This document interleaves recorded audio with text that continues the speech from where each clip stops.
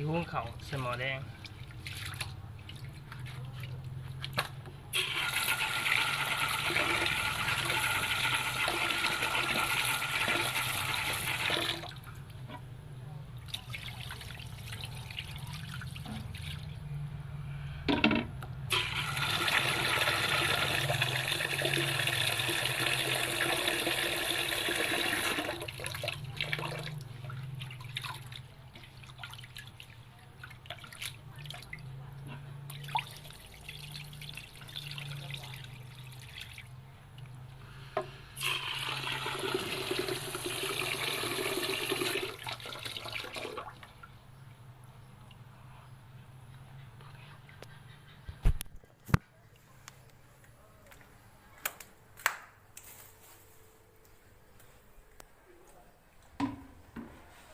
มาเบิ่งเลยเนาะ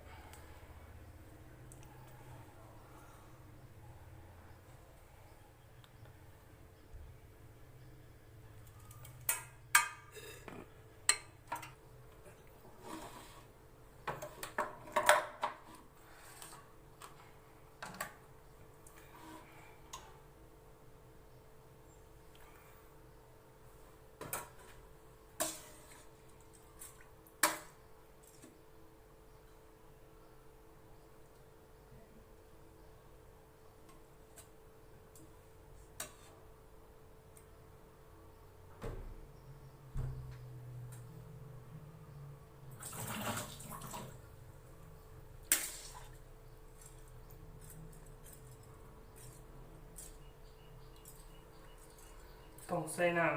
ำ ให้พอดีเนาะกลางเนาะขึ้นมาประมาณนี้แหละมีลายโบดเนาะออกง่ายวิธีหุ้งเขาหม้อแดงเรื่องอย่าง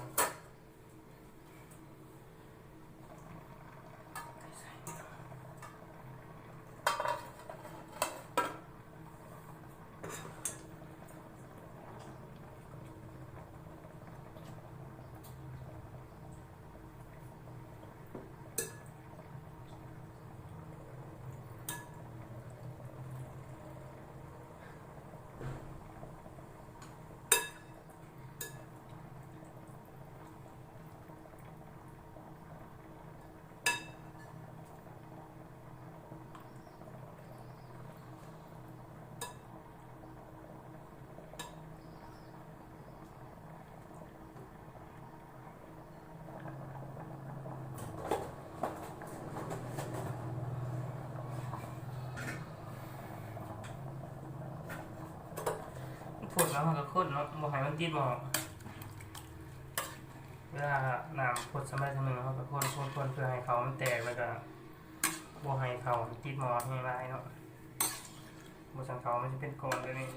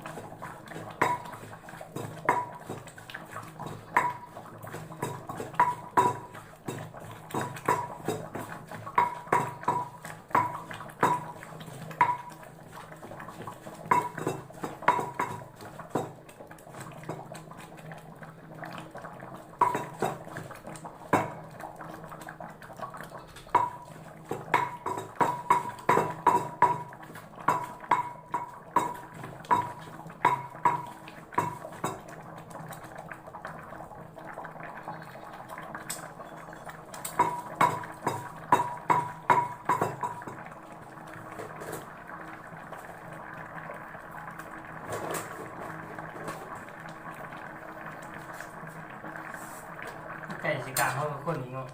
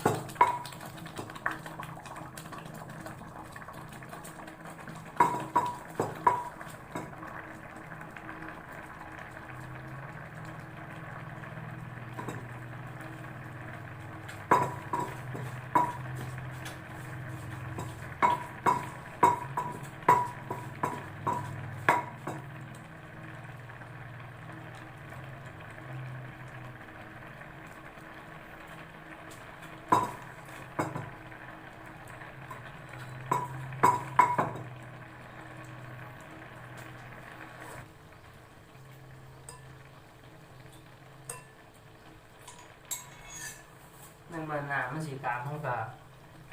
เอาไปต่อปุ๊บเอาผ้าหมอเต็งเนาะงับ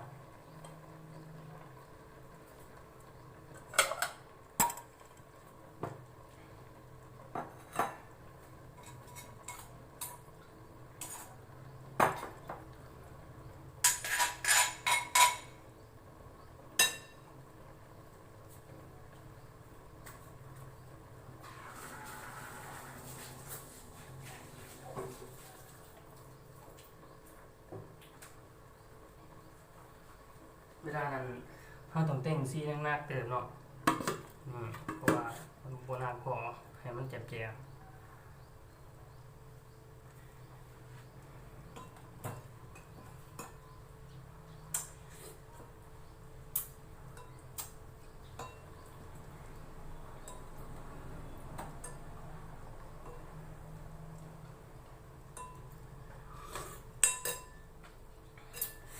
ตอนนี้กำลังแต่งกินอยู่พอดีหุงเขาแต่งกินกำลังแล้วเนาะเขาก็ใกล้จะสุกแล้ว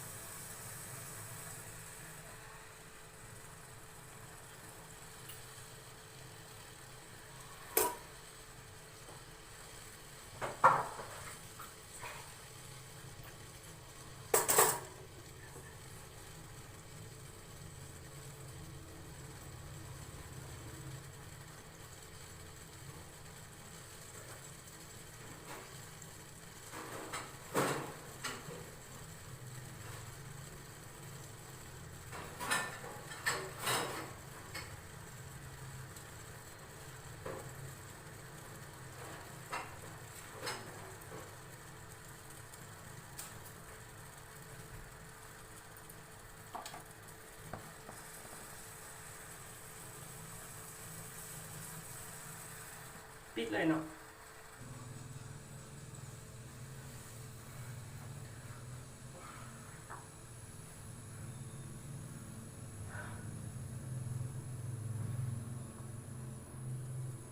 ยันใหม่โพดเนาะเพราะว่าเมื่อตัวเห็นกินเมื่อกี้เนี่ยปกติปิดก่อนหน้านี้น้อยนึงสัก2 นาทีเขาก็ฝอนไฟลงเลยนะ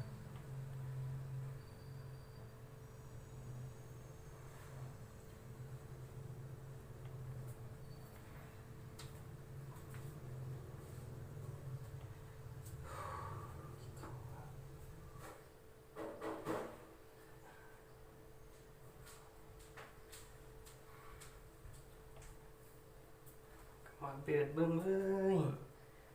เป็นกินมอเนี่ย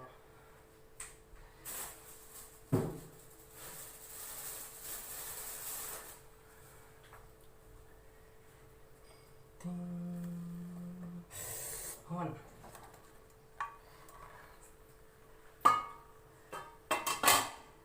ฮ้อนแท้ๆน่าเห็นมอ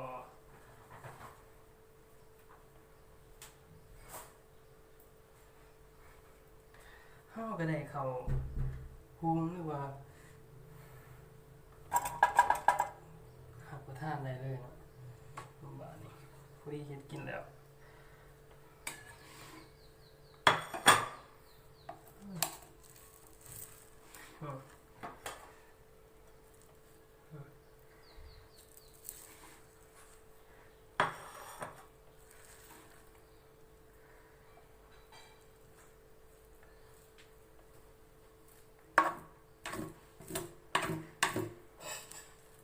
ไฟแห้งหัวเนาะตอน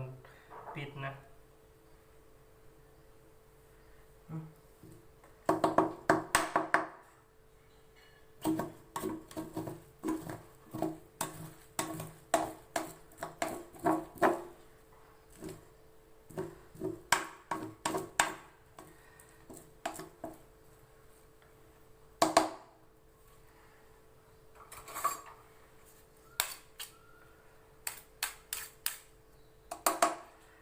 นั่น